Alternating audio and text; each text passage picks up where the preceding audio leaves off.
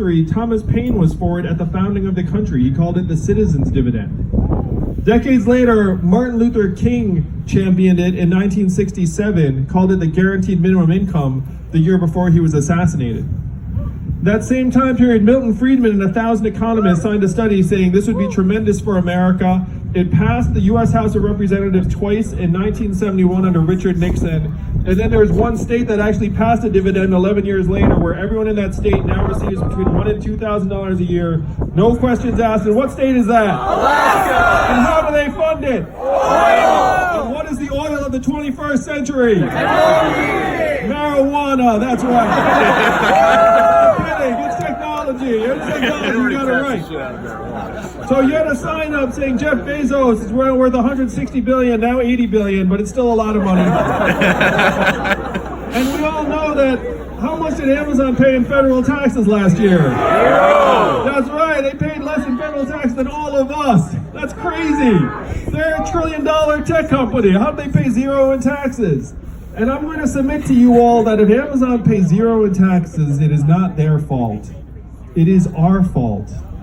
It is their job to try and pay as little taxes as possible. They have accountants and lawyers like high-fiving each other, being like, zero taxes, we did it again, Jeff. And just like, here's your bonus. And they all like went home and took baths in gold coins, and like, and they started throwing stuff at each other.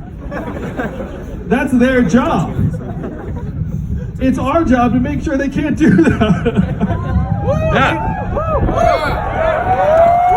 So we talk about this freedom dividend.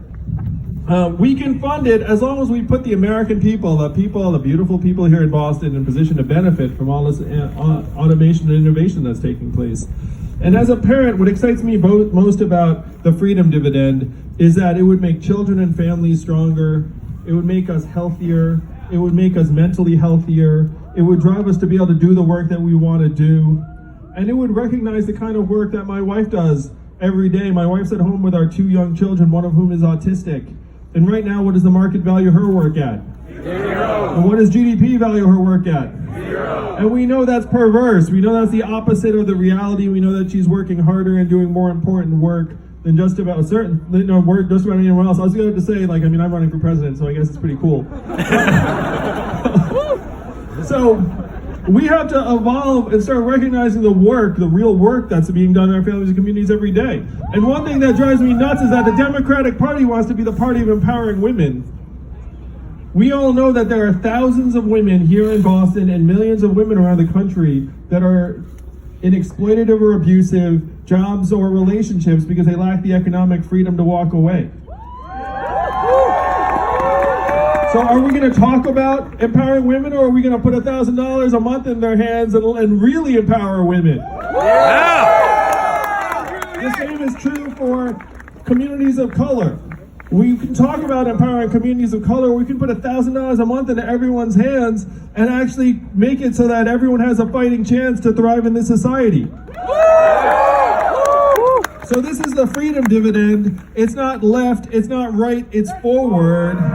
Yeah. And it's taking the country by storm. People, the first time they hear about me and the freedom dividend, they're like, ha ha ha, that's really interesting. But then they're like, wait a minute, he's talking a lot of sense.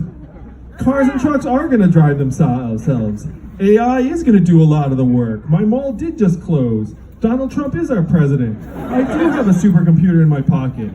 He is Asian. And then, like, all of this stuff starts clicking in their minds, and they're like, holy crap, he's right. We should totally give ourselves $1,000 a month.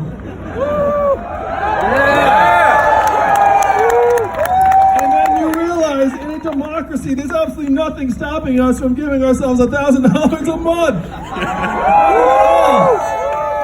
So it starts as far out, but then it becomes really like the inevitable the more you think about it. And that's what this campaign's about. This campaign's about taking the fantastic and making it inevitable as fast as possible. So the freedom dividends, big step number 1. Step number 2 is we have to get healthcare off the backs of American families and workers. Because you all